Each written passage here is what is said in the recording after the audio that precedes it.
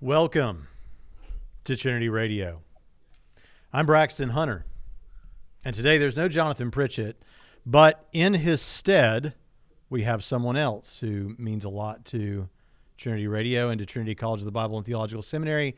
If you missed it last night, we had Chris Date, one of our professors, on discussing some issues with Keith Sherlin, Dr. Keith Sherlin, who's a graduate of ours from one of our doctoral programs and is now working on a PhD at Southwest.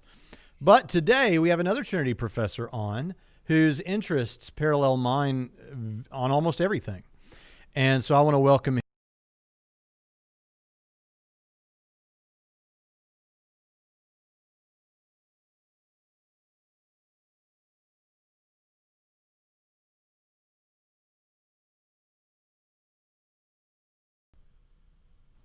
Okay, I think they can hear us now.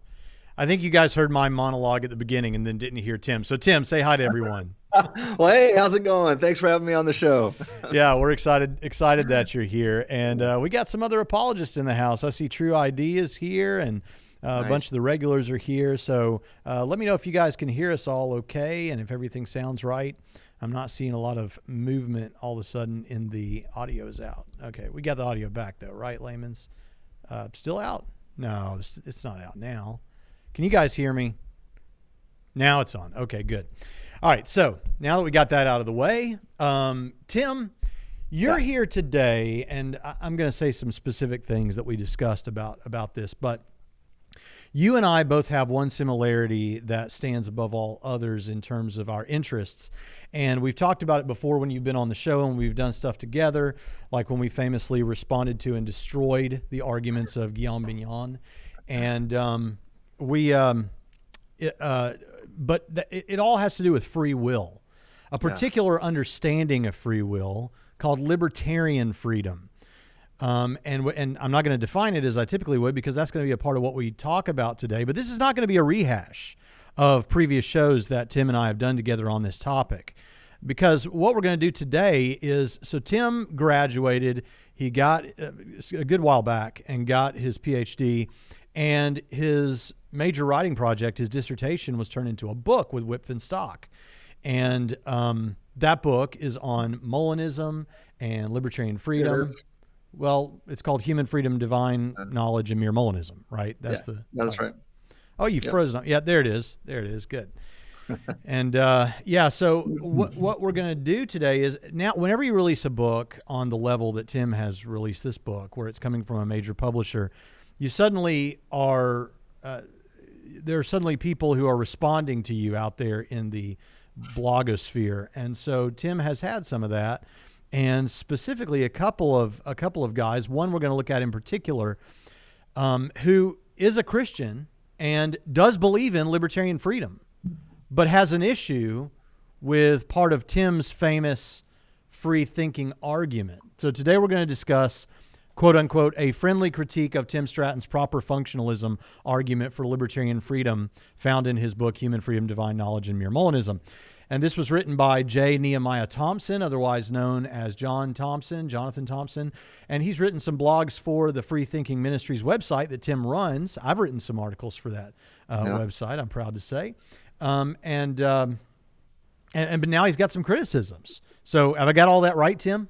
Yeah, pretty much. I mean, at this point, Jonathan Thompson's critique isn't against the free thinking argument or the free thinking argument against naturalism in particular, but it's against an argument that I think supports the free thinking argument, which is what I call the proper function and freedom argument. So we'll be talking about that. But yeah, Jonathan, I just want to say, is a friend and a brother in Christ. He's a young man who, I mean, he's pretty sharp, to say the least. He's really smart. I invited John to contribute on my blog or on the website freethinkingministries.com when I launched it. That was back in beginning of 2016. And I asked him to be a part of that because we really seem to be on the same page on many issues. He's a fellow Molinist. He affirms libertarian free will just as I do. So we were really kind of on the same page. But as time went on, we kind of grew to look at some of these things, how we would defend the same. We held the same position, but I guess we would defend it differently, if that makes sense. So there's nothing wrong with that. I consider John to be a friend, and I think he'd say the same thing about me. I even thanked him in the beginning of this book, along with you and others who have helped sharpen me along the way. Moi? Yeah, you were in the book. I mean, I quoted you in the book itself. One of your arguments is in there, but I also thanked you at the beginning of the book too. Yeah, well, I knew you referenced my the argument I used with Dillahunty, but I didn't realize that I got a special thanks. So now that gives something away, and I have to say I'm really sorry. You're one of my friends, and you're a professor at Trinity, and I don't have your book yet. What? I know. Well, I'll send you one. No, don't do that. I want to pay. I want to pay for my Stratton. I want to pay for it. All right, man. Well, the hardcover just came out, which was a surprise to me. I didn't even know they were making a hardcover. So now you can get the paperback. I think that's on sale now for $27 or $28 on Amazon. You can get the Kindle version for only $9.99, and now you can get the hardcover version of my book for $40 on Amazon. So one thing real quick, Tim, I don't know if this matters to you or not. I'm fine with it. If you're fine with it, we're hearing you perfectly fine, I think. But your video is like every 5 seconds it freezes and then rushes to catch up with itself. And that's okay with me as long as we can hear you. But if that bothers you, maybe you want to call in again or just go with it. I'm fine with going with it. Let's go with it. As long as I think the audio is most important, probably. So yeah, that's the important thing. Yeah. All right, so let's anything else you want to say? Jumping well, in. I guess I would just set the table here a little bit. Jonathan Thompson has recently written a paper attempting to debunk this particular argument, the one that I call the proper function and freedom argument, or the proper function and libertarian freedom argument. Either one I'm good with. So today, I guess you and I will just be discussing what I think are mistakes he's making in his paper. And again, we're doing this in a friendly manner. John wrote his paper critiquing my argument in a friendly manner, and we're going to respond in a friendly manner. And so, in a friendly manner, we will destroy his arguments raised against the knowledge of free thinking.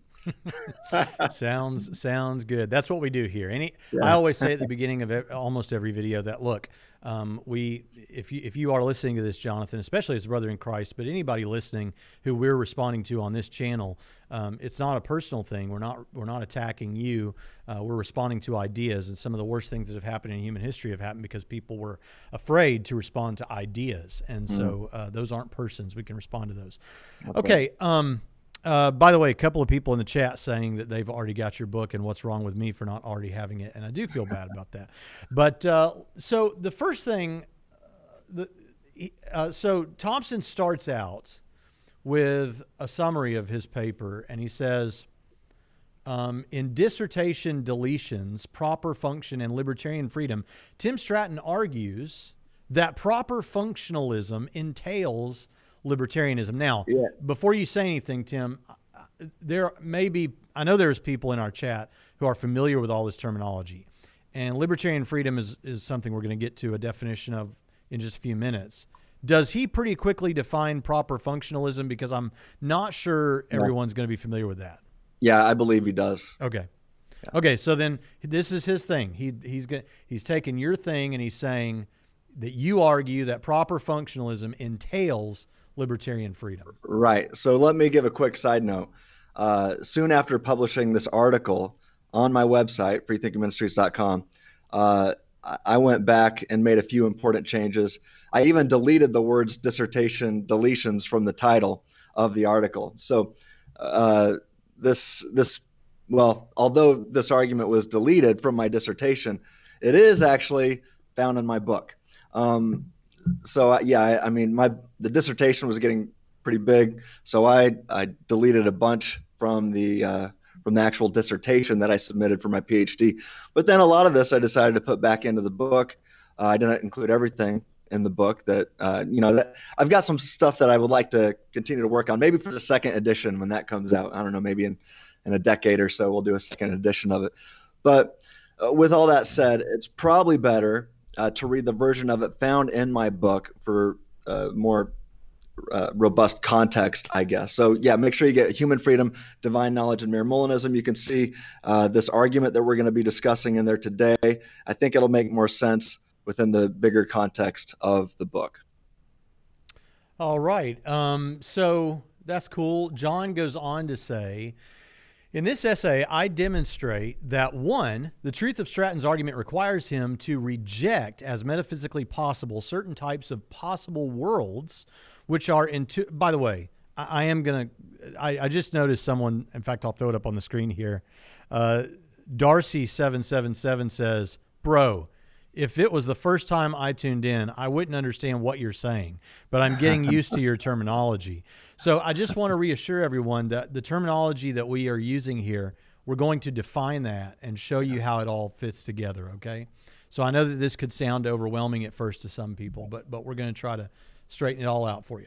So he says, I demonstrate that, one, the truth of Stratton's argument requires him to reject as metaphysically possible certain types of possible worlds which are intuitively within God's power to create. And that, two, whether or not there's good justification for one of Stratton's premises depends on the truth of his free-thinking argument against naturalism. I also show that Stratton misquotes Kelly Fitzsimmons Burton in trying to justify the idea that having properly functioning cognitive faculties is incompatible with their having deterministic influences simpliciter. Now, let me just help out just real quick and massage this, Tim. So when we're talking about possible worlds doesn't mean worlds that actually exist out there somewhere else. These are ways that God could have made the world, but didn't. He made the world this way. But it's a possible world if it actually is a world that would have been possible, right? There are impossible worlds. A world with nothing but married bachelors or square circles, which are impossible ideas. Well, those worlds we can imagine like that, they're impossible. Possible worlds are worlds that there's nothing contradictory in them. They just aren't the actual world, the world that we live in. But it's helpful with philosophy to think about possible worlds sometimes, to do thought experiments and things like that. So what this guy is saying is, I'm going to show in this paper how what Tim Stratton, the guy on the left-hand side of the screen here, is arguing actually says something about possible worlds. So hopefully that's helpful. And the free thinking argument is an argument that Tim Stratton, the guy on the left-hand side of the screen here, has created that argues basically that if libertarian freedom is true, then naturalism probably isn't true. So with that, there's what he says he's going to do. Tim? Yeah. Well, I hope in this conversation today that we're going to show how each of those, he says he's going to argue for those. I'm going to show that he doesn't. Of course you are. Yeah. Well, he says, first, it will help to define some of the key terms in what follows. Yeah, I'm sure there are people listening who think so. So he says, universal causal determinism. What does that mean? Well, free will, in a simple sense, free will is probably what you think it is. And then determinism is the absence of free will, that though you feel like you're making choices, and you are making choices, but you feel like they're freely being made by you. They're not free in the sense that you might have assumed that they were, where you could have chosen among a number of things, right? So he says universal causal determinism for every event that happens. There are antecedent causal conditions such that given them, nothing else could have happened. Now, that's not his view. Yeah. He's just saying that's what universal causal determinism is. Right. And, this is what I've referred to as exhaustive determinism. So John's use of the word every here is key, and I agree. We're on the same page so far. Yeah. Okay, good. He continues libertarian free will. That's what I affirm, and that's what Tim affirms. And in fact, that's what this guy writing this paper affirms. Mm-hmm. Says, 1, we sometimes act or choose not to act. 2, we are sometimes morally responsible for our actions or lack thereof. 3, such freedom and responsibility are incompatible with causal determinism. Yeah. In my website, my blog articles on my website, journal articles that I've published, and in my book, I've provided both the sourcehood version of libertarian freedom and the principle of alternative possibilities version, aka the ability to do otherwise version of libertarian freedom, for people to consider. I also offer a definition that I try to defend as much as possible, and not always, but whenever I can, I defend this, and that is libertarian freedom is the ability to choose, or can be the ability to choose between or among a range of alternative options, each of which is compatible with one's nature at a given moment. So I argue that at least sometimes this definition of libertarian freedom must apply to reality, that sometimes it's necessary. But a sourcehood version of libertarian freedom simply means that when I make a choice, I'm not causally determined by something or someone other than me. Right? I am the first chooser here, or the first mover, the first thinker in these situations. So if it's ever possible, even if I can't demonstrate an ability to do otherwise for some reason, but I can demonstrate that nothing else is causally determining me in thought or action at a specific moment, then or when I choose in a specific moment, then I've got libertarian free will at that moment. So that's called the sourcehood version, that I'm the source, I'm not caused or determined by something or someone else. And then you've got the ability to do otherwise version, also known as the PAP, the PAP, that stands for the principle of alternative possibilities. And I think that's similar. The definition that I like to defend whenever I can, I think requires both sourcehood and an ability to do otherwise. I'll say it one more time: the ability to choose between or among a range of alternative options, each of which is compatible with one's nature at a given moment. Just pause for a minute there, Tim, and this is a real nuanced point that maybe our audience isn't interested in, but I've heard you say that a number of times. You say that a lot, and I used to have an issue with it. And the issue I had with it was, I'll tell you what the issue was, and then how I thought more about what you were saying, and whether or not you intended this, and I bet you probably did. It resolved itself when I thought more about the wording, and that is that even if something is not compatible with my nature to actually accomplish a particular thing, I can still will it, right? Like I can will to fly like a bird, even though I can't actually do it. Mm-hmm. So in that sense, if we're talking about free will, I'm free to will that. I just can't actually deliver on it because it's not consistent with my nature. But then I notice your wording there again, and you say the ability to choose between or among a range of range of alternative options, each of which is compatible with one's nature. The choosing it is not exactly the same thing as the willing it. And so I think your definition here still works, because even if I can will to fly like a bird, I'm not free to choose to fly like a bird. I can't actually do it. Yeah, that's right. And so when I'm talking about the libertarian freedom to choose, I'm talking about I can, if I can choose between a range of alternative options that are each compatible with my nature. So I might not be able to fly like a bird to the top of a skyscraper, but I can take the stairs, I can take the elevator, I could get a helicopter and fly to the top of it, or I could just choose not to go to the top of it. That's a range of options that are each compatible with my nature at that moment. Okay, cool. All right. So have you said, I don't know if you've said everything you want to say there. Are you done with that? Yeah. Go ahead. Yeah, let's keep going. Okay. All right. Now Thompson kind of goes on to describe proper functionalism. This is the one that I think most of our audience might be less familiar with. And that's a view, he says, first was explained and defended by Alvin Plantinga in his book, Warrant and Proper Function. Is that right, Tim? Is that when that first came around? I could be wrong on this, but the way I understand it is that proper functionalism is not really a view first explained by Plantinga. I think he's the one that kind of popularized it and made it famous. I think it was Ruth Garrett Millikan. He described proper functionalism prior to Plantinga, but I could be wrong about that. That's definitely not a hill I'm willing to die on, but no big deal. Yeah.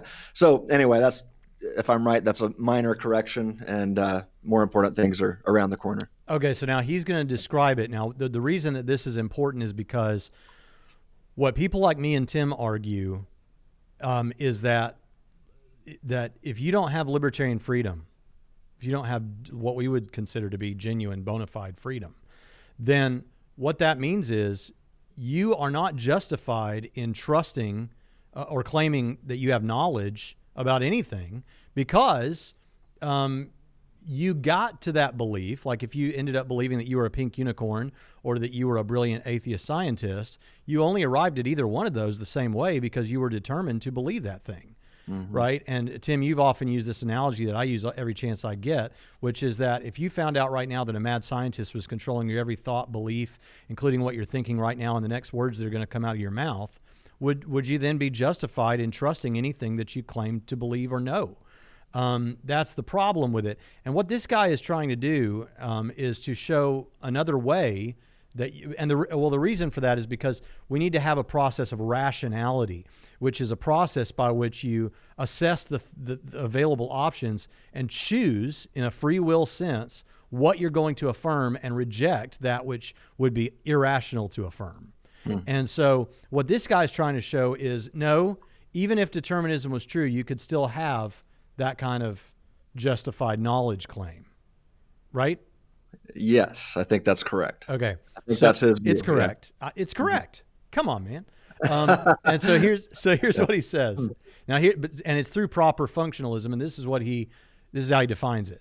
According to this thesis, a subject S's belief is warranted, where warrant is to be understood as whatever ingredient turns mere true belief into knowledge, when 1, S's cognitive faculties are functioning properly. Okay, so for him to say, for you to get there, to be justified and have warrant in your knowledge claims, number 1, S's cognitive faculties are functioning properly. Okay, you've got a proper functioning apparatus for investigating the world and deciding on things.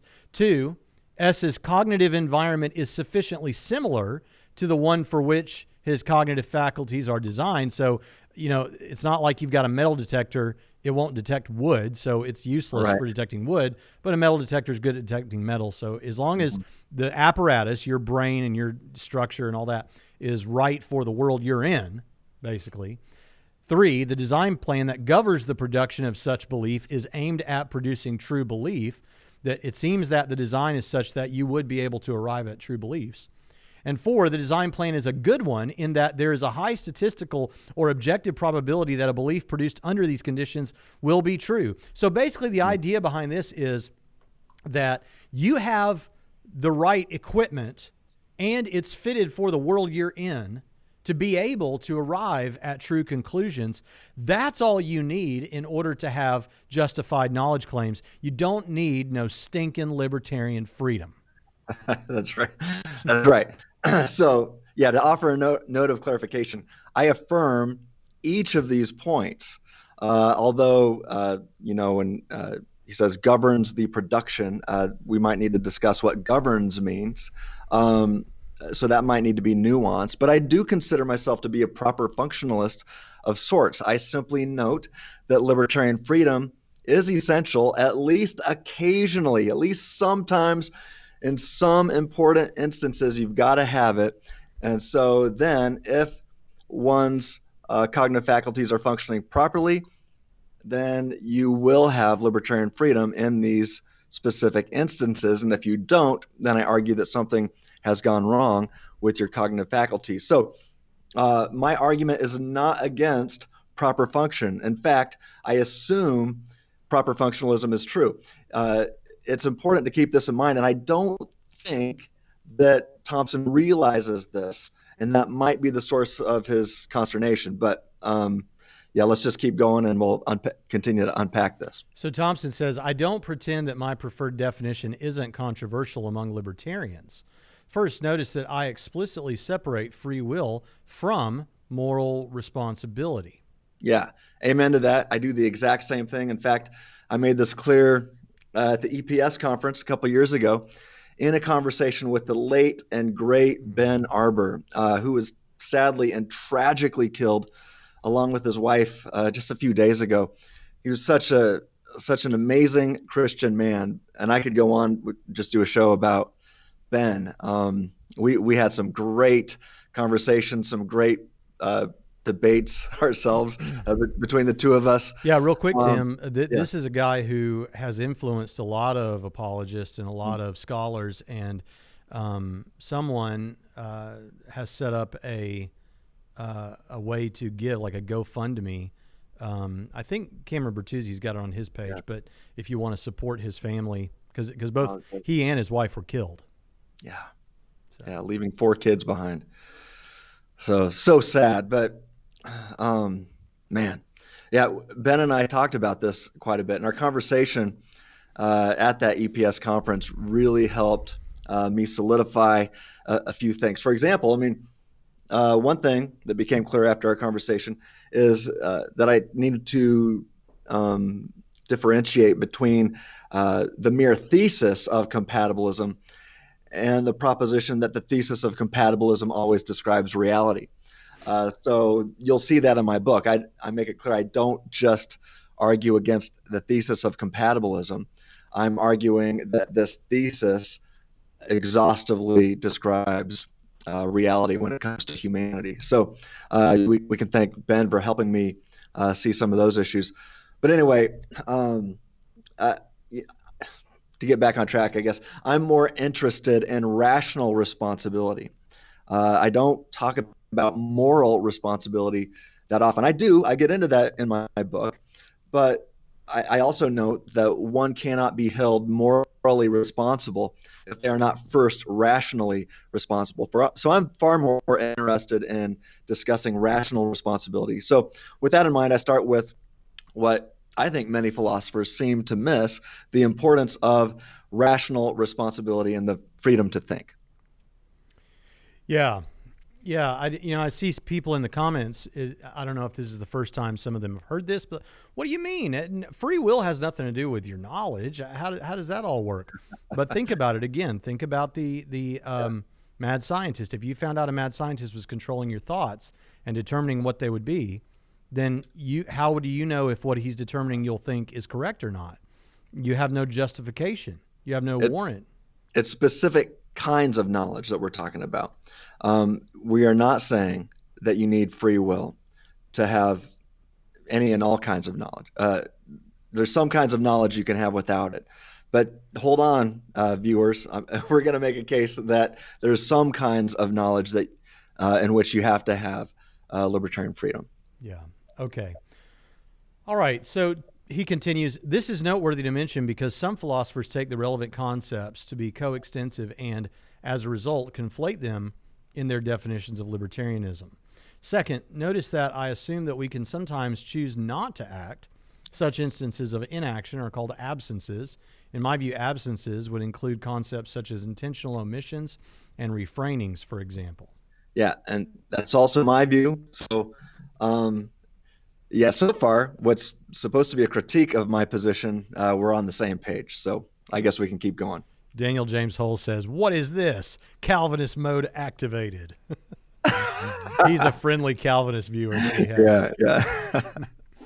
Okay. Well, what's funny right now is we've got two Molinists here interacting with a critique from a fellow Molinist. So, but Jonathan is supporting a view that the Calvinist compatibilist would also affirm. Yeah. Okay. However, he says, it should be acknowledged that some libertarians would disagree with my view concerning the status of omissions, perhaps by arguing that omissions really are actions, perhaps in virtue of being causes, or else are a type of negative action. Yeah, and again, the focus of most of my arguments, including the one that Jonathan is attempting to critique, is not typically focused on physical actions, but rather focused upon mental actions, as it were, that ultimately lead to one's beliefs.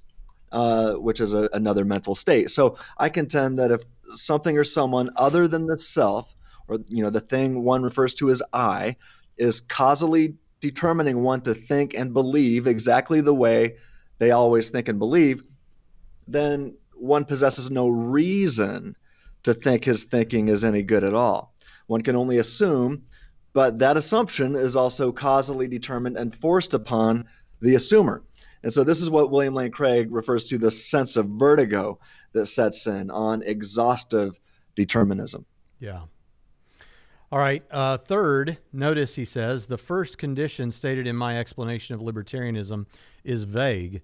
To elaborate, the first condition states that we sometimes act or choose not to act. It does not, however, state that whenever we exhibit free agency, we are always able to choose between alternatives. Yeah, I also agree with that. That's also my view. I should note that Go ahead, Tim. I'm sorry. I was just going to note that I appreciate Thompson's use of the word always there. I simply demonstrate that sometimes these alternatives are vital. And I've been careful to state that I do not believe that this applies to an always able, as he says. I'm interested in something far less aggressive. Yeah. I'll tell you, there's a couple of ways that could be. First of all, there are what are known as Frankfurt examples that I think are successful in demonstrating that it is possible that you could be in a situation where you are freely acting and you can be said to be free, but yet at the same time, there was only one thing that you would choose. So an example of that would be, let's say that the Trump-Biden election came down to one vote. And let's say that Kamala Harris kidnapped this one voter, and I know this isn't how our structure is set up, but just imagine, and it put a chip in his brain while he was sleeping or something, so that when he goes to the voting booth, if he is going to freely vote for Biden anyway, well, that's a free choice. Nothing's going to stop him. But if he were to turn and vote for Trump, then she would know that ahead of time via signals that come through the chip, and she would activate a thing that would force him to vote for Biden. So there's only one possible outcome here, given that she's put this chip in his brain. He's going to vote for Biden.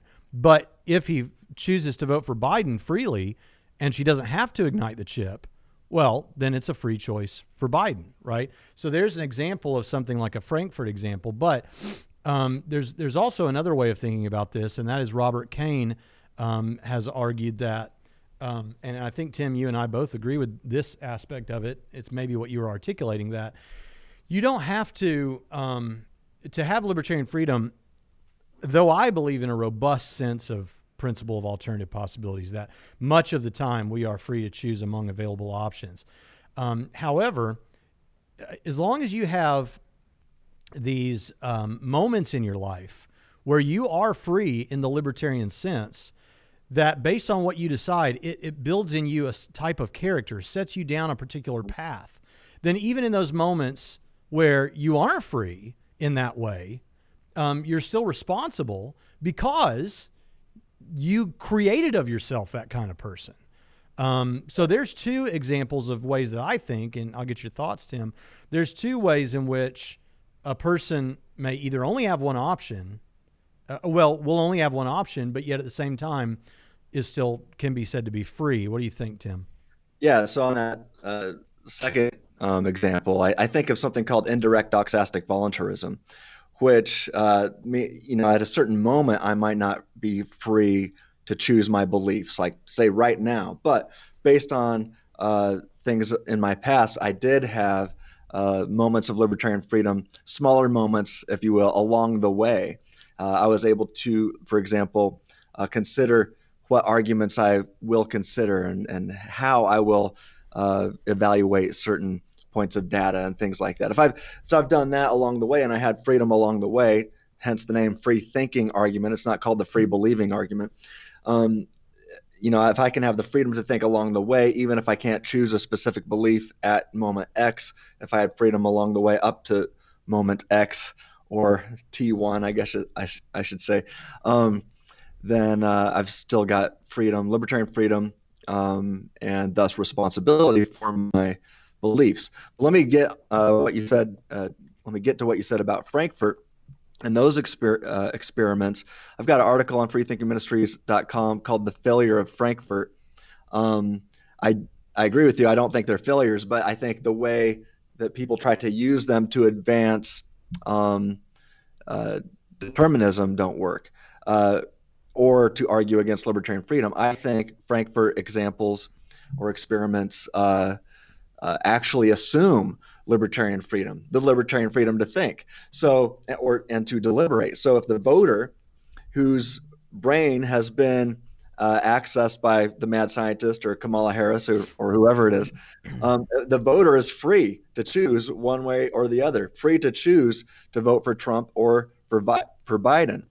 And if he freely chooses to vote for Biden, it's hands off, she doesn't touch him. But if he freely chooses to vote for Trump, she activates the electrodes, forcing him to vote for Biden. Now, he had libertarian freedom to think. He could think.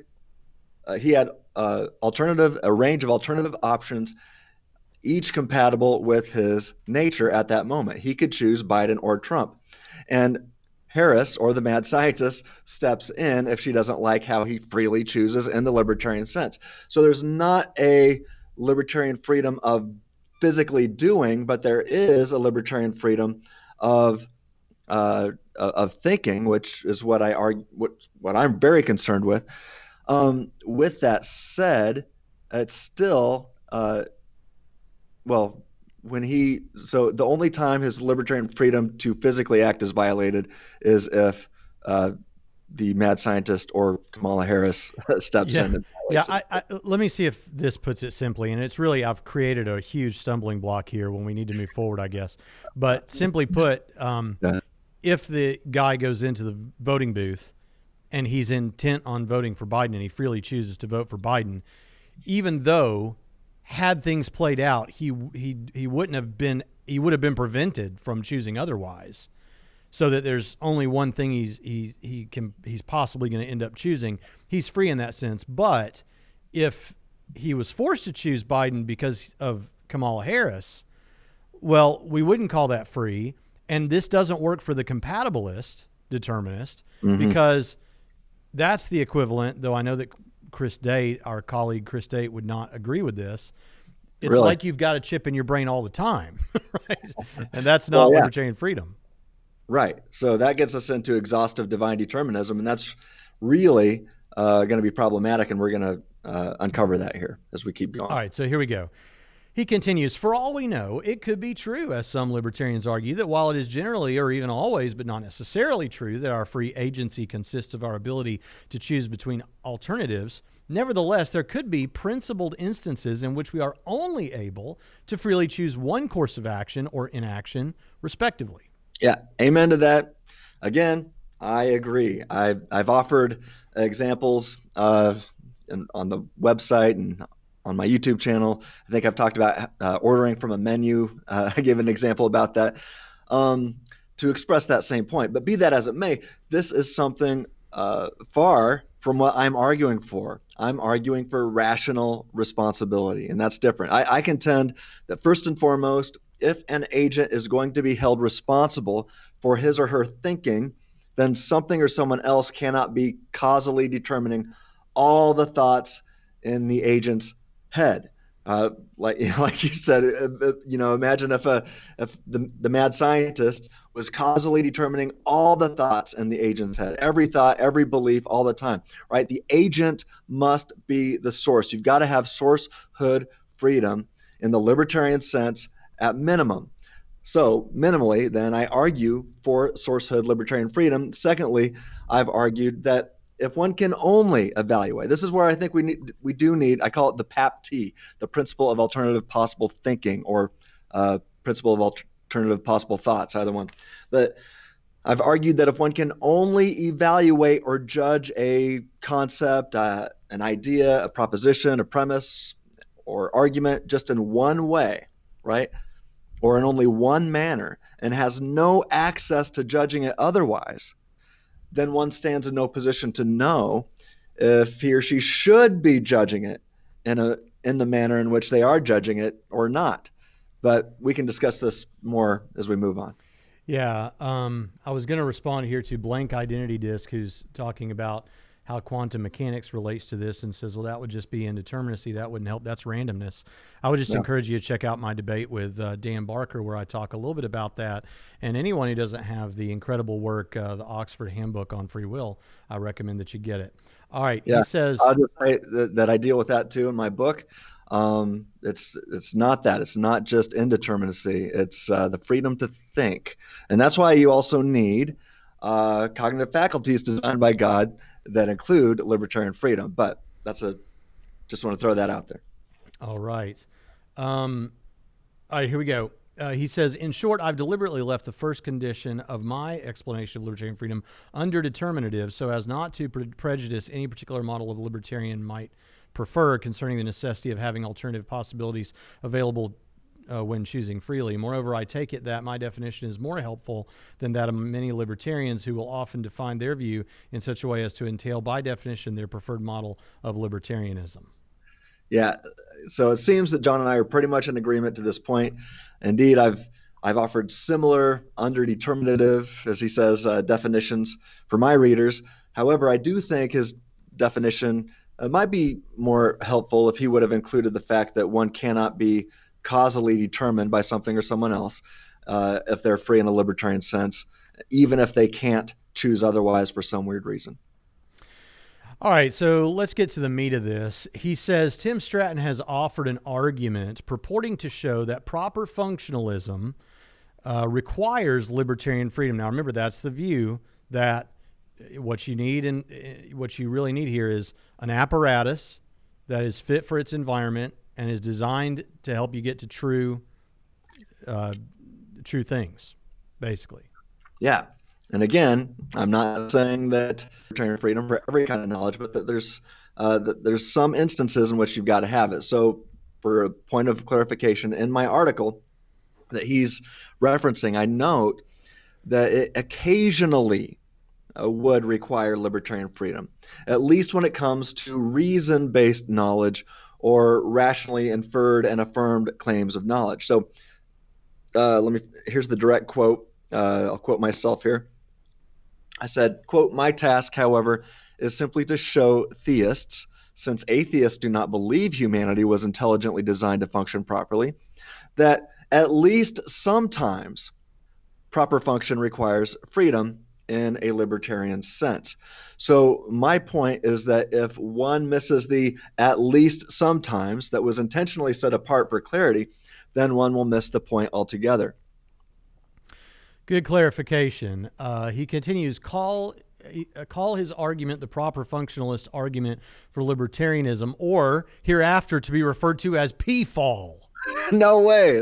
Don't do that. John doesn't get to rename the argument I invented and name for myself. I gave it a name. It's called the proper function and freedom argument. Or the PFAFA. That's right. Yeah, so it's copyrighted. The PFAFA. So we can put the L in there, the proper function and libertarian freedom argument. So the PFAFA. That's even worse. I don't know. Awful. Okay, here we go. Thompson writes, while Stratton claims that due to his dissertation becoming on pain of being too long, the PFAL had to be jettisoned from it. Nevertheless, he thinks that argument is successful in that it demonstrates that proper function entails libertarian freedom. Yeah, so although the proper function and libertarian freedom argument was jettisoned, to use his word, from my PhD dissertation for the sake of space, along with many other points, I did choose to include this specific argument in my book, which was based upon my dissertation. So my dissertation was a total of 9 chapters. My book is 16 chapters. Some of that is I sliced some chapters up, so it wasn't like I added all those extra chapters. But there is more content in my book. But again, this argument is in my book, In Human Freedom, Divine Knowledge, and Mere Molinism. So the fuller context of the 16-chapter book will, I think, provide more illumination upon this argument that was previously merely featured in a short blog, and that's the one that Thompson is critiquing. So I really encourage people to read my book for the proper and fuller context. Just get the book, man. Just get the book. Come on. Yeah. Thompson continues and shares your syllogism. Stratton's counterintuitive intuition, Stratton characterizes the PFAL as follows. For any human X is now this is number 1. He's got several points here. Premise one. For any human X's cognitive faculties are designed to function properly in an appropriate environment. This is what we've been talking about with proper functionalism the whole time. Mm-hmm. Premise 2. For any human X, if X's cognitive faculties are designed to function properly in an appropriate environment, then through a mature, conscious process of properly functioning faculties, X can reject irrational thinking in favor of rational thinking. That's the way that we're trying to, I'll just continue.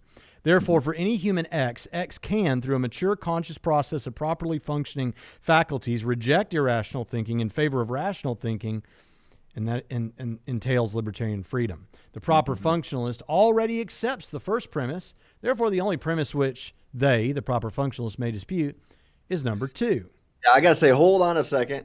Not so fast. So Jonathan says the proper functionalist already accepts the first premise. So then the only premise left for the proper functionalist to dispute is number 2.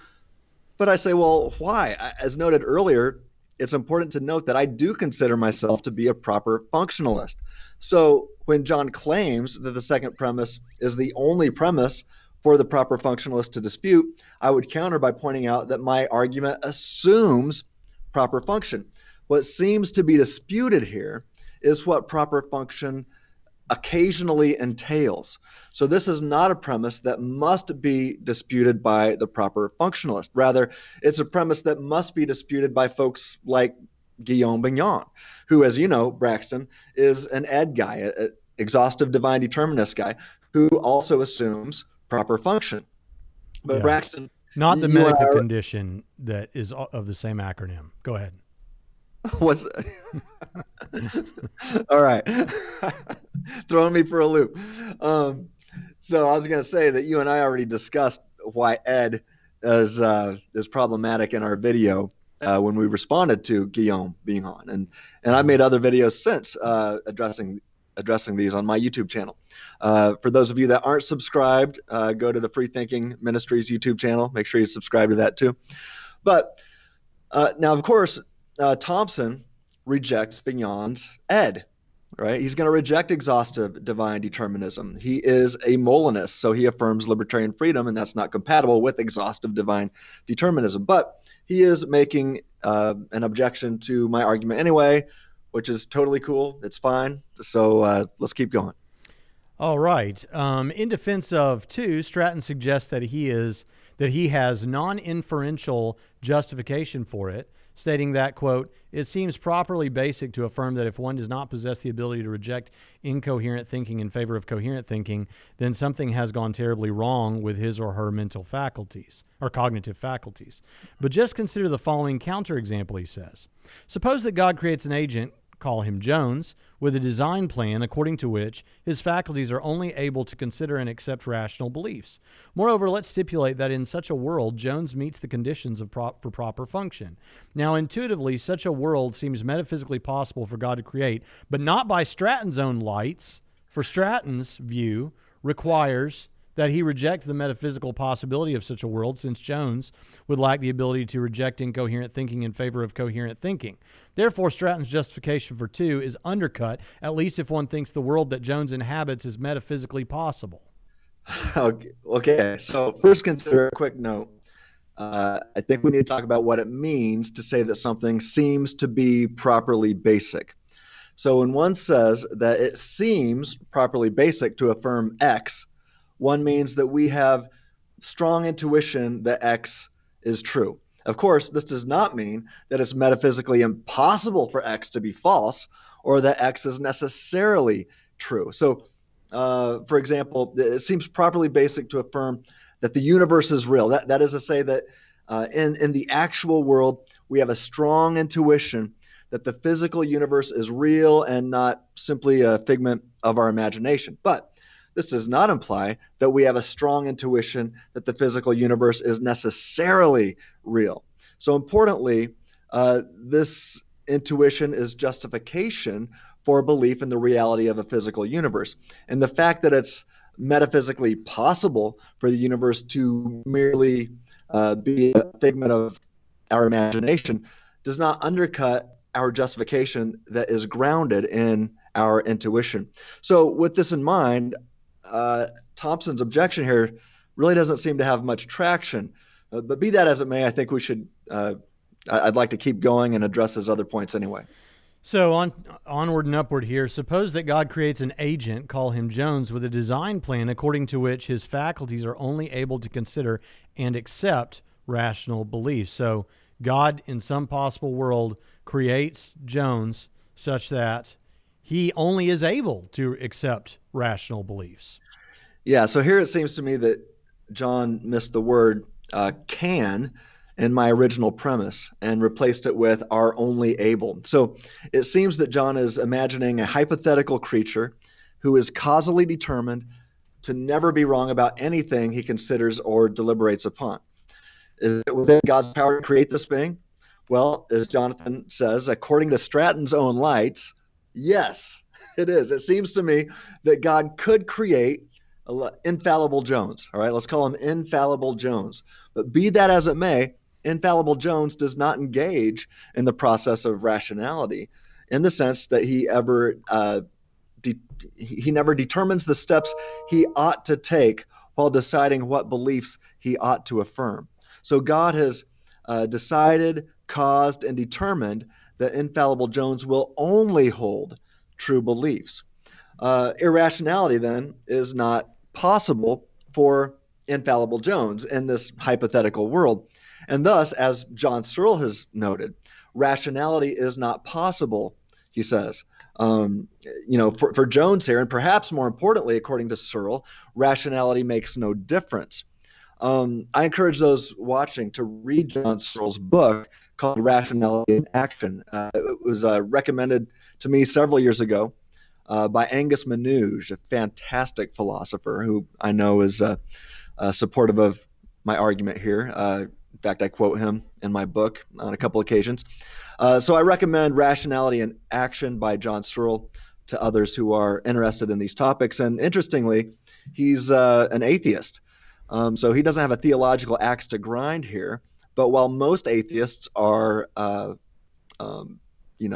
exhaustive determinists. He would argue against that and say no. I mean, if he was going to argue against the free thinking argument, he would not do it by rejecting premise 3, which is the one that I don't think Jonathan likes. He would go after a different premise.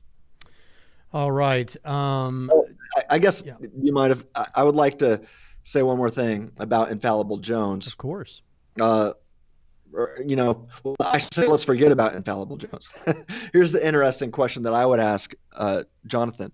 Are you, Jonathan, willing to affirm that you do not possess the ability to reject incoherent thoughts and beliefs in favor of coherent thoughts and beliefs? Because as I see it, I think that's the crux of the issue. For if one cannot reject irrational beliefs in favor of rational beliefs, then one seems to lose justification for his or her affirmed beliefs. And after all, I'm sure that Thompson would affirm that he holds and affirms some false beliefs. That is, unless he's willing to claim infallibility, which I know he won't do that. So with that said, it seems that in the real world, God has actually created humanity and even regenerated Christians with an ability to affirm false beliefs. So this hypothetical creature, Infallible Jones, clearly does not correspond to reality. He does not exist, and he has never existed in this world. Perhaps he will exist in the new heavens, in the new earth, but he does not exist in the here and now, and he's never existed. I mean, even the first humans, Adam and Eve, not infected by sin, were still in a state of affairs where their cognitive faculties would allow them to get some things wrong, right? So to get some things horribly wrong. So while Thompson's thought experiment about Infallible Jones is, it's creative and metaphysically possible, it's not relevant to the point I'm communicating about, because I'm talking about the here and now. Yeah, we're talking about real stuff in the actual world, but right. We're going to move on because there's a lot to get through, and I don't want us to keep us here all day, but I don't even grant necessarily what he's saying about Infallible Jones. I think there's more to be said there, but for the sake of moving forward, let's move forward. Jones' cognitive faculties are functioning properly, he continues. Mm-hmm. Yeah, and they might be functioning properly, but they are causally determined to do so, and this does not correspond to the way things actually are, because surely John holds and affirms some false beliefs. Yeah, and it's important to note here that when people first hear the argument that we make along these lines, that if you don't have libertarian freedom, then rationality becomes impossible because you can't assess the beliefs available and affirm the correct one, or the one that you think is right. It doesn't mean that you can't arrive at true beliefs if determinism is true. Many people will point to a calculator or a computer. Well, they don't have libertarian freedom, but yet they're giving you correct answers. Well, that's true, but the calculator couldn't ever step outside of itself and say, I have knowledge that these things are correct, because the calculator is only following what it was programmed to do. And so this is important. This is the crux of it for me. Is if atheism is true, we know that we all have correct and incorrect beliefs. If divine determinism is true, like Calvinism is true, Calvinists will admit that God determines indirectly through secondary causes for some individuals to have incorrect beliefs, even about determinism, even among Christians. Yeah. So you don't have this rationality that allows for justifiable knowledge claims. Yeah, John Piper and James White have recently come to a disagreement. And so they both affirm exhaustive divine determinism. So now they're left both saying, well, look, God has causally determined the other to affirm a false belief. And the other one is saying, no, it was you. And he's going to say, no, it was you. Well, how do they know? It's impossible for them to know. All right. 2, Jones' cognitive environment is sufficiently similar to the one for which his cognitive faculties are designed. Yeah, granted. 3, the design plan that governs the production of such belief is aimed at producing true belief. Right. Now, that hypothetical design plan is only aimed at truth on this view and on this in this possible world. And it's got no ability to ever miss. And that's clearly not the one we're talking Yeah, about. without an ability to miss, you say. Yeah, yeah. It's only that hypothetical design plan is only aimed at truth with no ability to ever miss. He'll get it right every time, according to John's, this model here, And or this again, to those in the chat who are still asking this, BD asks this question. So what free will allows for is a process of rationality where you're able to freely choose to accept some things instead of others. So it's not even so much about arriving at true beliefs. It's about your ability to rationally justify your beliefs. Yeah, and the ability to rationally infer and affirm better and true beliefs. Right? If determinism is true, you do not have the ability to rationally affirm or to rationally infer or affirm better or true beliefs. You just find yourself believing whatever determinism led you to. Yeah. All right. The answer to the best explanation goes out the window. 4, the design plan is a good one. So this works if the design plan is a good one in that there is a high statistical or objective probability that a belief produced under the conditions will be true. Yeah. So this is where I got confused, since John here now seemed to me like he was contradicting himself. Initially, his thought experiment entailed that infallible Jones was only able to reach true beliefs, but now the goalposts have shifted to mere high probabilities of reaching true beliefs. So as Jim Carrey might say, so you're telling me there's a chance, right? A chance at getting things wrong. However, we cannot forget that we're discussing the problems associated with Ed, right? So we can't divorce Ed from this situation. Ed is always here. Exhaustive divine determinism. Don't forget what the word exhaustive means. So John needs to make sure, or needs to make sense, I should say, of the word chance along with exhaustive divine determinism. And if is chance even compatible with exhaustive divine determinism? Yeah, and he says intuitively such a world seems like a world that has a being like this on proper functionalism and determinism. Intuitively, such a world seems metaphysically possible for God to create. Yeah, God can causally determine a creature to only reach true beliefs. But again, this is clearly not the way things are. And I doubt that John believes that God actually has created such a creature in this current environment. So he says, but not by Stratton's own lights, for your view requires that you reject the metaphysical possibility of such a world, since Jones would lack the ability to reject incoherent thinking in favor of coherent thinking. Therefore, your justification for 2 is undercut, at least if you think the world that Jones inhabits is metaphysically possible. Yeah, it seems to me that this depends on if Jones is not able to affirm false beliefs. We're talking about infallible Jones here. Or if there's simply a very high probability that Jones will not affirm false beliefs, and we'll call him high probability Jones. So given the slight possibility that high probability Jones could affirm a false belief, if high probability Jones does not have the ability to reject this improper thinking in favor of coherent thinking, then it seems that his faculties have failed him, at least in these specific instances. But don't forget that on Ed, exhaustive divine determinism, high probability Jones's false beliefs were exactly what God intended, caused, and determined, either by primary or secondary means. So, and I should add, moreover, and more importantly, my argument is not concerned with what is metaphysically possible, but rather what is clearly actual. Infallible Jones does not actually exist on planet Earth, and this should go without saying. Yeah. Okay. Sorry. This is the problem with a one-man show here. I was responding to someone in the chat. Okay. So this counterexample, wait, is that the one I've read? So this counterexample shows that your view is overly restrictive, since it forces you to reject worlds which should seem metaphysically possible as impossible. Yeah, and although most people, I think, will see that this argument is clearly focused on the kinds of humans that actually exist in the real world. But for Thompson's sake, I would be happy to amend the syllogism to alleviate his concern. So with that in mind, let's consider an updated proper function and freedom argument. So let me read to you my updated version here. Premise 1.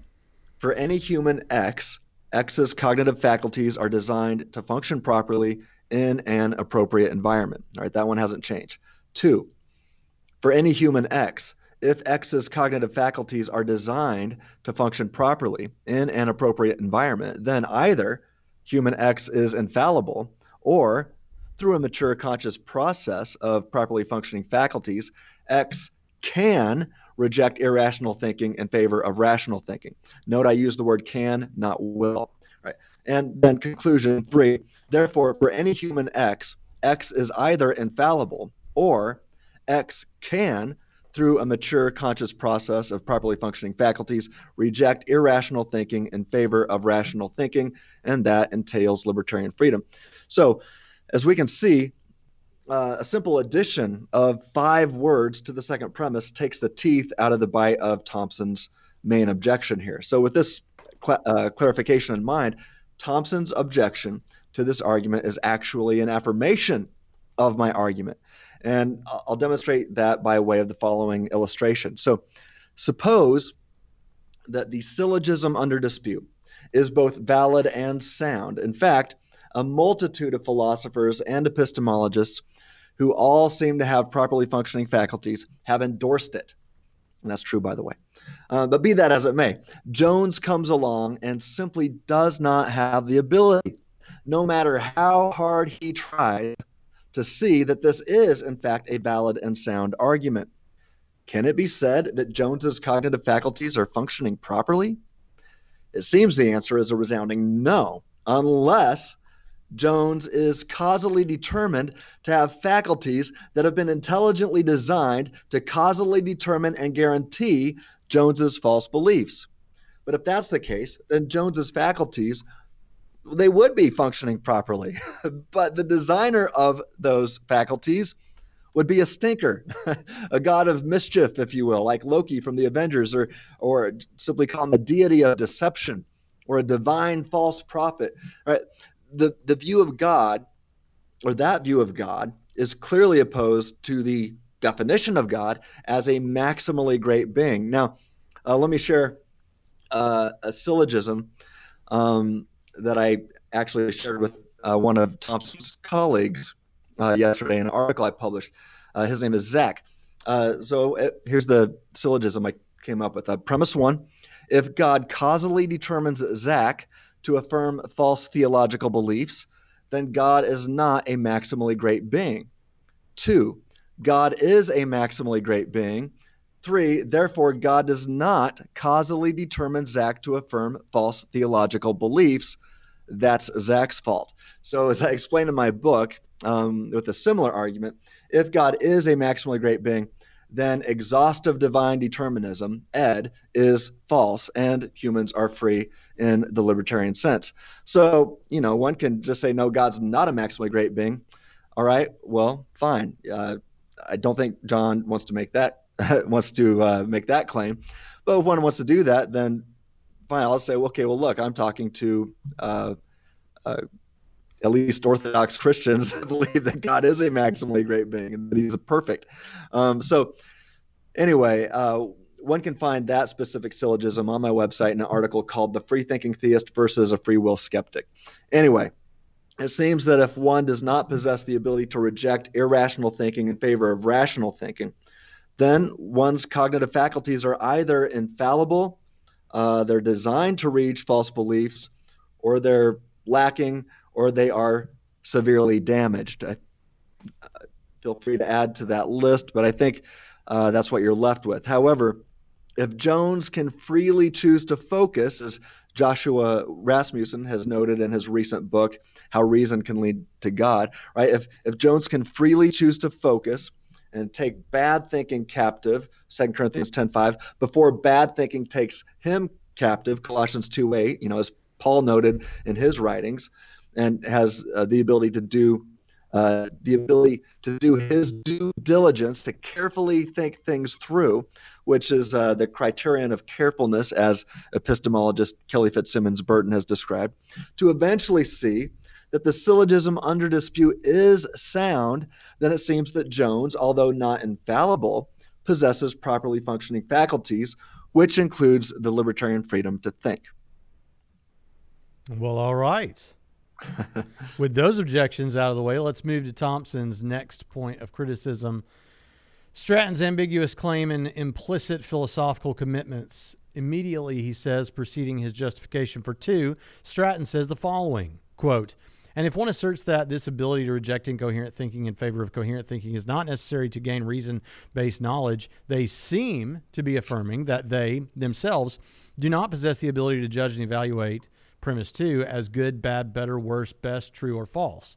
If one does not possess this ability, then he or she stands in no position to know if he or she should disagree with this premise or not. For the sake of readability, call the ability," he says, to reject incoherent thinking in favor of coherent thinking, Strattonian leeway ability, hereafter slaw. Moreover, let's call the thesis that slaw is a necessary condition for rationality, Strattonian leeway rationality, hereafter slur. Braxton, I've always dreamt about having some kind of leeway ability named after me. So that's quite the honor. But be that as it may, it seems that for the sake of readability, I think that Thompson has missed the mark here. I'm not merely focused on rationality in general, but I've specifically stated what I take to be the main concern. So allow me to quote myself. I said, quote, Please. If one does not possess this ability to judge and evaluate a premise as good, bad, better, worse, true, false, probably true, or probably false, then he or she stands in no position to know if he or she should disagree with this premise or not.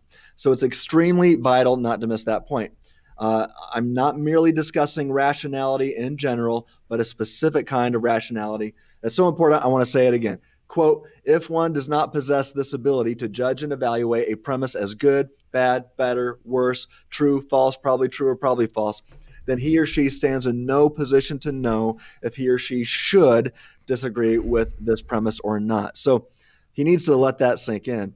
Moreover, if one does not know if he or she should disagree with this premise or not, then how can one rationally affirm that one ought to agree or disagree with the premise?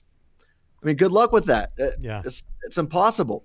Now, of course, someone could beg the question and merely affirm it, but that's not a rational affirmation, which is what we are discussing, since begging the question is irrational. We're looking for rational affirmations.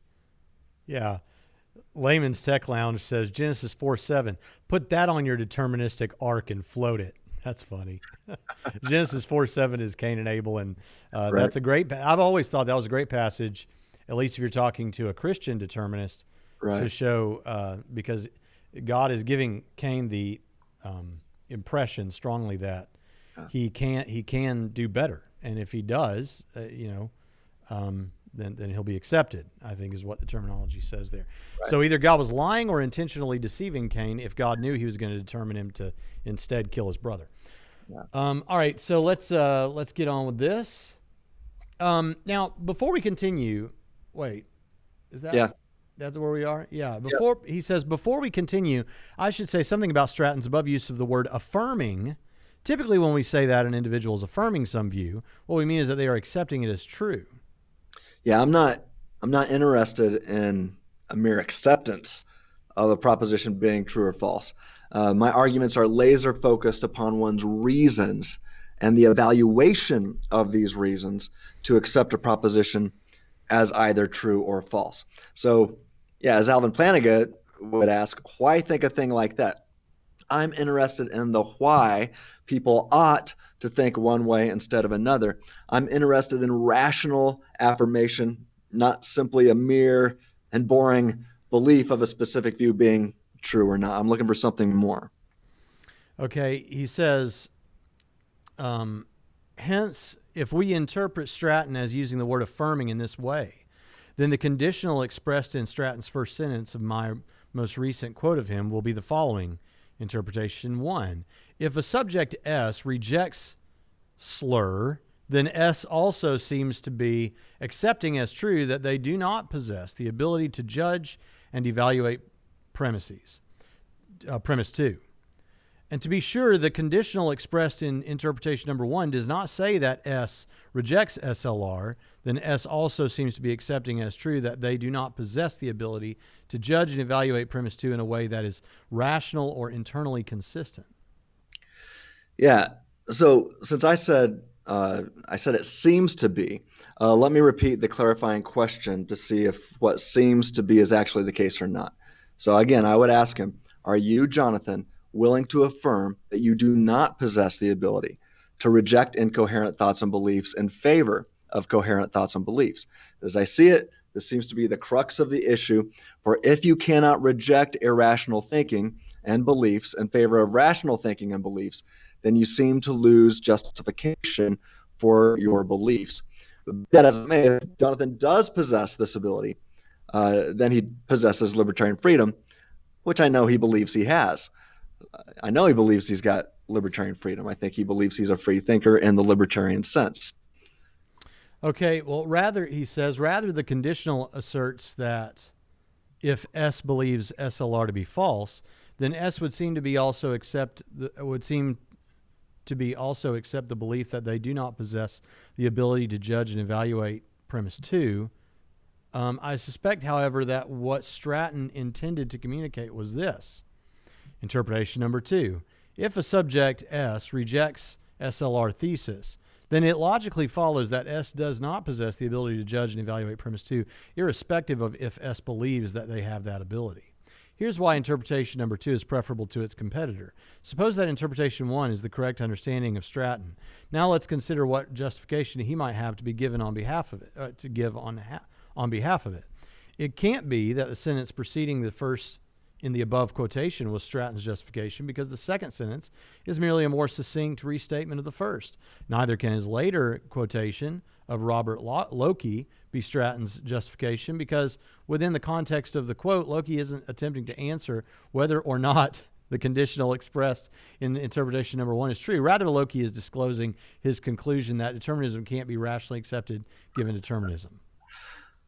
Yeah. Okay. Is it Loki or Loki? I went with Loki because I know you're a superhero fan. That's right. I don't know. I've got his book. I've just well, this is the problem with reading things where all you do is read them and never hear them out loud. That's right. Yeah. So I don't know. Somebody can help me out there.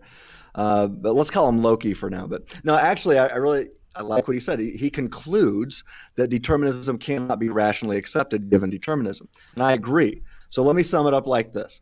If determinism cannot be rationally accepted given determinism, then determinism cannot be rationally affirmed given determinism. All right. Makes sense to me. At this point, an objector might suggest that Stratton does provide the justification we seek with his comments on a thought experiment he later provides in this article.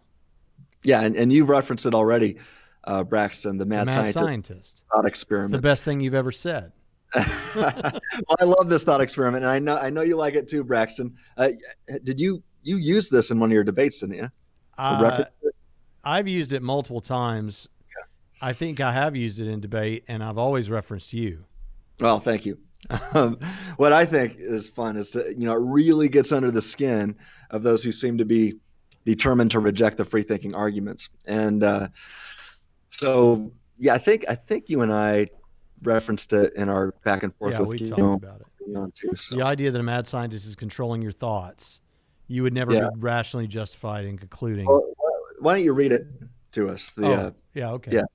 Suppose a mad scientist exhaustively controls, causally determines, that is, all of your thoughts and beliefs all the time. This includes exactly what you think of and about, and exactly how you think of and about it. All of your thoughts about your beliefs and all of your beliefs about your thoughts are caused and determined by the mad scientist, Kamala Harris. This also includes the next words that are currently formed in your head and the next words that will come out of your mouth. Now, here's the question. How can you, not the mad scientist, rationally affirm the current beliefs in your head as good, bad, better, the best, true, or probably true? Note the range of options from which to choose without begging the question. Good luck with that. It's impossible. Yeah, it is impossible. Whatever words come It's out of your mouth, impossible. whatever words come out of your mouth, it's not from you. It's from the mad scientist. And I want to talk to you, not the mad scientist. Yeah. Um, so yeah, just a quick comment to point out that this thought experiment is primarily concerned with sourcehood libertarian freedom. That's primary, right? You've got to be the source. Something other than you cannot be causally determining your thoughts and beliefs. So that means at minimum you've got to have sourcehood freedom in the libertarian sense. But I also show the importance of an ability to think otherwise, because if one simply does not have an ability to judge or evaluate a thought or belief as anything other than good, then one does not stand in an epistemic position to know if his thought or belief really is good, right? If the mad scientist causally determines you to judge an idea or a concept or a premise or an argument or whatever as good, right? If the mad scientist causally determines you to judge it as good, and so you can't judge it otherwise, then you don't know if it really is good or not. All you can do is assume. But that assumption then on exhaustive divine determinism is also causally determined by the mad scientist, right? You can offer question-begging assumptions, but those assumptions, that's also causally determined. So question-begging logical fallacies, those don't count as rational affirmations. So you've got a big problem here. Look, the problem isn't so much proper function. Again, I affirm proper function. I'm just saying, look, you cannot always marry it to Ed, right? You've got to divorce it from Ed at least sometimes. Ed's the problem. Yeah, that's right. Yeah. Unfortunately, Stratton's above comments on the thought experiment cannot be the justification we seek, because Stratton isn't attempting to illustrate the truth of interpretation number one. Rather, he's attempting to provide justification for the belief that it is impossible to provide justification for one's belief in determinism without begging the question. Yeah, that'd be the irrational thing to do. Since I'm focused on rational affirmation and begging the question is not rational, it follows that begging the question in favor of one's view is not a rational affirmation. Finally, consider the following disarmingly easy rebutting defeater to interpretation number one. I accept libertarianism, but reject SLR, and also don't affirm or accept as true that I do not possess the ability to judge and evaluate premise two, simpliciter. Therefore, the consequent in the conditional expressed in interpretation one doesn't necessarily follow from its antecedent. Yeah. So, yeah, if Thompson accepts it as true or not, that's irrelevant to my point. Indeed, he seems to inadvertently strengthen my case. If Thompson does not possess the ability to judge and evaluate a thought, premise, idea, concept, proposition, or argument, including the specific argument under dispute right now, if he doesn't have the ability to judge or evaluate that argument as good or bad, right? Note the alternative range of options from which to choose, then Thompson stands in no position to know if he ought to judge or evaluate certain thoughts, premises, ideas, concepts, propositions, or arguments differently, including the one under dispute. So that's the problem. You've got to have the PAP-T, the principle of alternative possible thinking. And if you don't have that, then you're left assuming that the only way you could think it was the right way. But now let's assume the interpretation number two expresses the correct understanding of Stratton. One who isn't familiar with Stratton's overall pool of work on free will might wrongly think that Stratton fallaciously shifts the burden of proof with the comments he provides in response to his own thought experiment. This is because, one, Stratton neglects demonstrating how having one's beliefs unilaterally causally determined by a mad scientist implies that one cannot attempt to justify one's own beliefs without begging the question.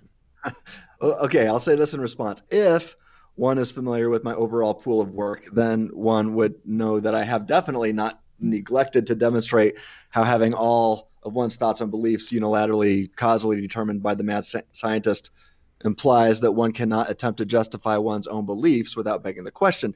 Indeed, I have explained this elsewhere. And that's going to come up anytime because when you present the mad scientist thing or when you present the free thinking argument and you get to that part of it, then someone's going to say, well, yeah, but can't it work some other way? And that's where you're going to respond with well, people have tried this way, people have tried that way, doesn't work. Right. Like I said, when I say good luck with that, it's impossible. But yeah, consider it this way. If Jonathan attempts to justify his own belief without begging the question, then Jonathan is free in a libertarian sense from the causal determinism of the mad scientist. However, if Jonathan is still exhaustively controlled and causally determined by the mad scientist, then it's impossible for Jonathan to attempt to justify his own beliefs. So that's pretty simple and straightforward. In fact, it's so simple a caveman could do it. Well, he says, that in mind, given that we have justification for conditional in interpretation number 2, whereas the conditional in interpretation number 1 lacks any justification, the principle of charity invites us to believe that interpretation number 2 is what Stratton's original intent, what you meant to communicate. All things considered, if I am correct in my assessment that Stratton's justification for the conditional in interpretation number 2 is his free will argument against naturalism, then whether or not the Stratton's justification, you are the Stratton. Whether or not Stratton's justification counts as good justification will depend on the truth of the free will argument against naturalism. Yeah. So as I demonstrated, Thompson makes several mistakes in that paper. So I think he's wrong on several accounts. But so he's saying that all things considered, he says that if I'm correct in my assessment that Stratton's justification for the conditional in interpretation number 2 is his or the free thinking argument against naturalism, then whether or not the Stratton's justification counts as good justification will depend on the truth of the FAAN. It doesn't. The proper function and freedom argument would stand on its own, even if I never crafted the free thinking argument or the free thinking argument against naturalism. In fact, I think the proper function argument supports the free thinking argument, but it's definitely its own independent argument and it doesn't depend on the free thinking argument. If anything, I think it supports it. So, Strat. Do your friends call you Strat? They do, actually. All right, Strat. As a professor at Trinity College of the Bible and Theological Seminary in Evansville, Indiana, TrinitySem.edu, TrinitySem.edu, where you can take classes with the Strat. If you were grading this paper from Jonathan, what letter grade would you give it? Oh, dude, you're trying to get me in trouble, boss. Come on. I'm going to have to plead the fifth on that one. Also, he goes on, also, whether or not one believes that the Strat's justification is good will depend on whether or not one thinks that the FAAN is successful. Now, it is beyond the scope of this article to discuss my reasons for thinking the FAAN is unsuccessful.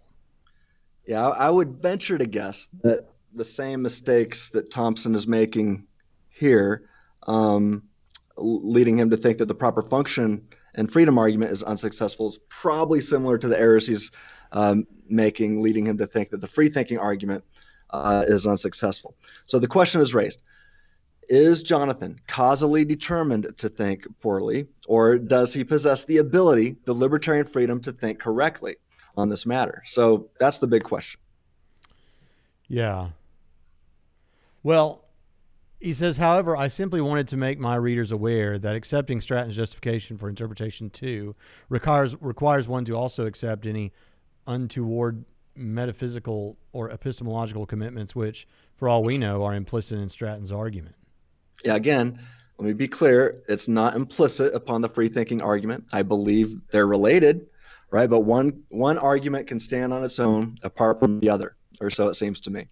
But yeah, when I came up with the proper function argument, I saw that as support for the free thinking argument, but they're independent from each other. The proper function does not require the free thinking argument, or the other way around. All right. Well, let's then get down to what Thompson refers to as Stratton's misquotation. He says, I've got to say that this section on this misquotation kind of seems to be a cheap pot shot from, wait, is this you or is this him? No. I do think it was a cheap pot shot from Jonathan. I don't think it really adds anything. Yeah. Okay. Critique of the argument. Okay. Yeah. Okay. Yeah. So I guess though, and you're friends with Kelly Fitzsimmons Burton. In fact, she has been a guest on your show before, right? That's right. Yeah. Yeah. I consider her to be a good friend, and we have conversations on these issues quite often. Dr. Burton is brilliant. She's an awesome epistemologist, and we've talked quite a bit about both the free thinking argument and the proper function and freedom argument.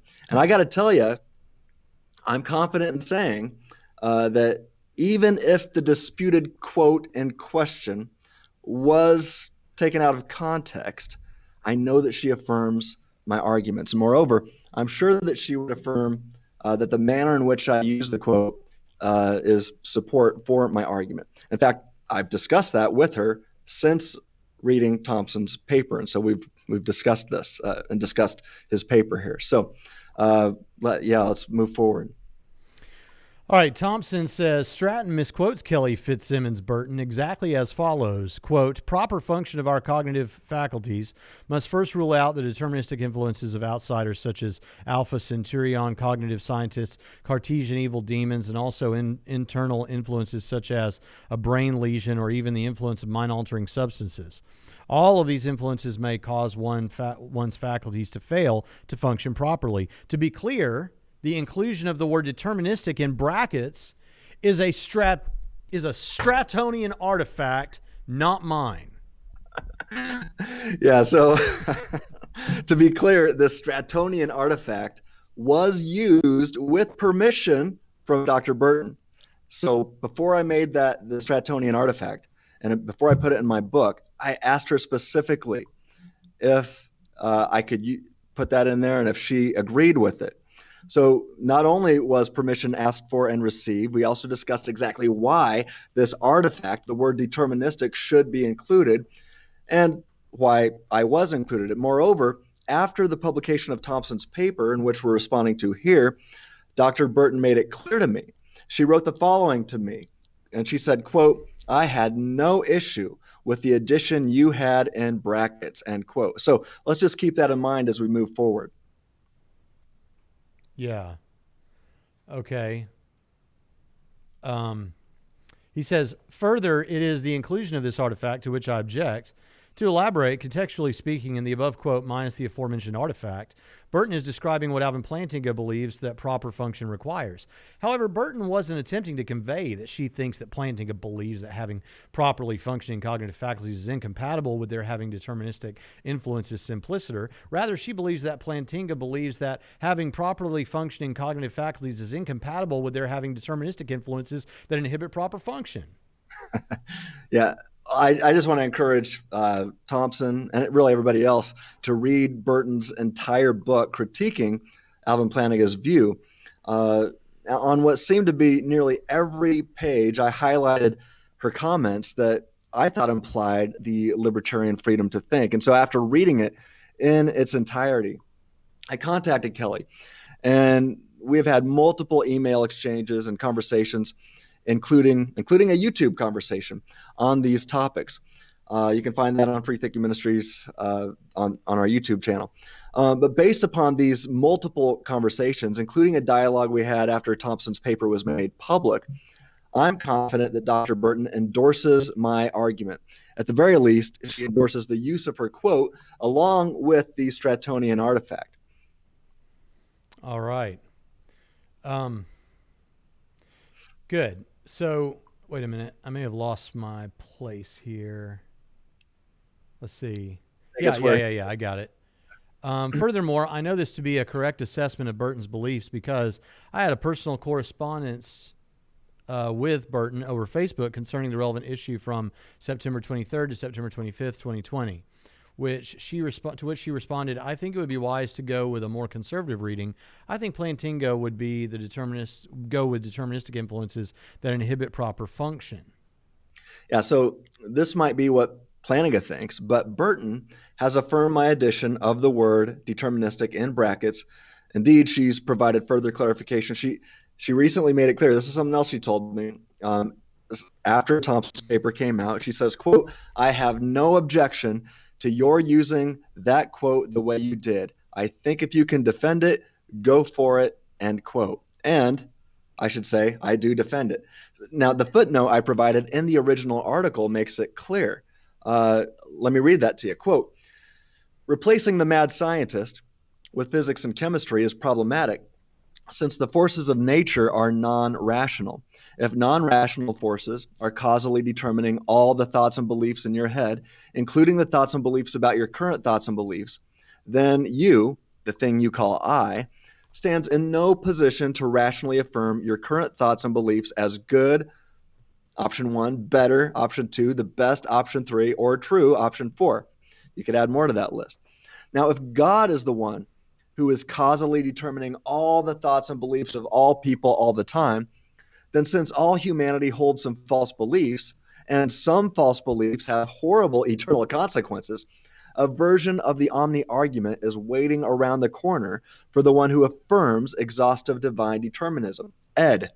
Thus, the Ed advocate will, at least tacitly, deny the maximal greatness of God. If this is the case, then there is not much difference between God, note the little g, and the mad scientist. If one affirms that God, with a big G, is a maximally great being, as I do, then they must reject Ed, the exhaustive divine determinism. Now, side note, if one rejects the maximal greatness of God and affirms that God is nothing but a deity of deception, then why should they assume their cognitive faculties are reliable in the first place, even most of the time or majority of the time? Why assume that? But if we are going to grant proper function and that God created us with properly functioning faculties or with cognitive faculties to help us know truth, that's much better to marry with a maximally great being as opposed to a deity of deception. Anyway, I'll go on and add that, as I explained to Guillaume Bignon, that if God causally determines all human thoughts and beliefs exhaustively, and thus no human possesses the libertarian freedom to think, then our thoughts and beliefs are not aimed at truth, but rather each and every thought and belief held and affirmed by every human all the time is perfectly aimed at the center of God's will. And God's will then seems to be for the majority or all of humanity to affirm false theological beliefs. And guess what? They never miss. They're 100% reliable when you think of it that way. They have a 100% success rate if Ed is married to this view here. The problem, however, is that given all the mutually exclusive theological beliefs held and affirmed by humanity, not to mention Christians, not to mention Calvinists, people that hold Ed to be true, we see that God's will on this view is for every human to affirm false beliefs, even every human to affirm false theological beliefs. So on this strange view, human beliefs are not reliable, even if they are functioning properly. They're not. They might be reliable in the sense that they always work to make us believe exactly what God wants us to believe at a certain moment, even if that's to believe and affirm false, or even if that's to affirm false beliefs. Right? You could say they're functioning properly in that sense, but they're definitely not proper in the way humans would find helpful. That is to say, on this view, when a human affirms a false belief, that was exactly what they were supposed to do. That's what they ought to have done. Affirm a false belief, Yeah. believe incorrectly. That's what God wants on that view. In fact, so He weird. made it happen. Yeah, people get on to Leighton Flowers all the time for saying, when someone says, how can you say something like that, Leighton? He's like, well, I wonder why God determined me to say that. Right. And it's like, oh, they roll their eyes. But hold on a second. You got to own your beliefs, man. That's right. Yeah. A mere rolling of eyes doesn't answer the objection. Yeah. So Thompson continues. So Stratton has simply failed to accurately clarify what Burton intended to communicate with his use of brackets. Well, What's with all these brackets? Burton continues to affirm my use of the artifact in brackets, and even if she didn't, the point I'm making remains.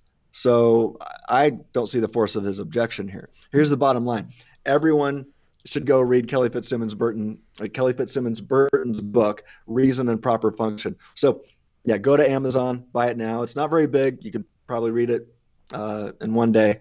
Great book. Should they have read Plantinga first? It's good you got to have Plantinga as well. So I encourage people to read his book and her book and my book.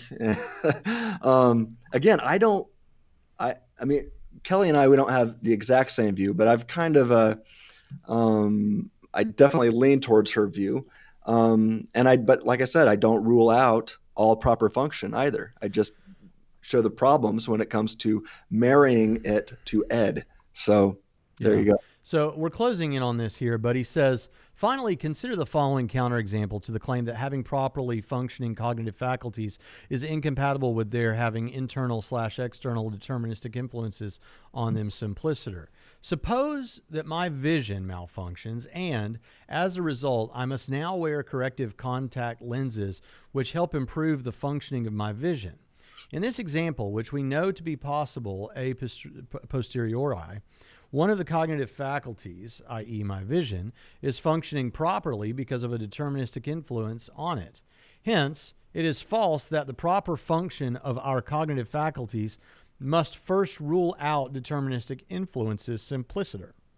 Yeah, fortunately for those familiar with the larger pool of my work, they know that I am appealing to rationality and reason-based knowledge, and that's completely different from the use of your eyes and when it comes to empirical things here. So although some aspects, I should say, of proper function do not require libertarian freedom, as I've already made clear, and I've never argued that they do, I am making a specific and laser-focused case that rationality and any reason-based knowledge that follows from rationality does require libertarian freedom. So it simply is useless to point to some aspects that don't require libertarian freedom, like John does here. What must be dealt with, on the other hand, is the specific case I make about rationality. And let me add this. I have never denied the fact that God could causally determine humans to hold true beliefs. I simply point out that God does not do this with all people, and he does not even do this all the time with any human who has walked this earth, as far as I know. I'd like to see somebody offer somebody else or a counterexample here. Of course, if our cognitive faculties were designed and causally determined to always lead to false beliefs, then if they are functioning properly, they will reliably reach false beliefs. However, these beliefs are anything but reliable to the agent who is causally determined to think incorrectly. Be that as it may, unless one is infallible, if one's thoughts and beliefs are always causally determined via the intelligent design of one's cognitive faculties to always think and believe exactly the way one thinks and believes, then they are not reliable from the agent's perspective. This is especially true regarding theological and metaphysical beliefs, like the ones we're discussing here. So, bottom line, when I'm talking about reason-based knowledge and rationality and the ability to rationally infer and affirm knowledge claims, and then to say, but wait, let's look at how another example of vision. I'm like, what? That's not how it works. I'm making a specific example, so we've got to stay here in the field of rationality and the different kinds of arguments and thought experiments that I've offered, because I agree that we don't always need libertarian freedom in every aspect, just some. Well, he comes down to his Roman numeral number 5, which is conclusion. And he says, in sum, I take it that I've offered some promising lines of criticism against Stratton's p-fall. As demonstrated above, not only is premise 2 subject to an overly easy counterexample, but the premise is also ostensibly justified by an argument, i.e. the FAAN, which for all we know carries with it untoward metaphysical commitments. Additionally, we saw that much work is ahead for Stratton concerning how carefully he quotes those he takes to be philosophical allies. Finally, while I take it that Stratton's argument is unsuccessful, still, one can appreciate his creativity in attempting to explore what seems to be under-discussed philosophical territory. Well, one thing that Thompson gets right is the fact that this has been previously unexplored territory, at least to our knowledge, my knowledge and his knowledge anyway. What is required for proper function? And I'm making the case, I've never heard anybody do this before, that proper function, at least occasionally, entails libertarian freedom. And I think my arguments are successful. Be that as it may, I've offered promising defeaters to his lines of criticism against my argument. Premise 2 is not open to an overly easy counterexample, as he says. And even if we grant it for the sake of argument, a simple addition of 5 words to the premise, to premise 2, alleviates the problem. Now, since Thompson has affirmed the first premise and the second premise has been amended to alleviate his odd concerns, he should have no problem now affirming the conclusion, unless something or someone else is causally determining him to not think properly. Now, finally, it is safe to say that my philosophical allies are indeed my philosophical allies. And so I've talked to my philosophical allies about that, just to make sure.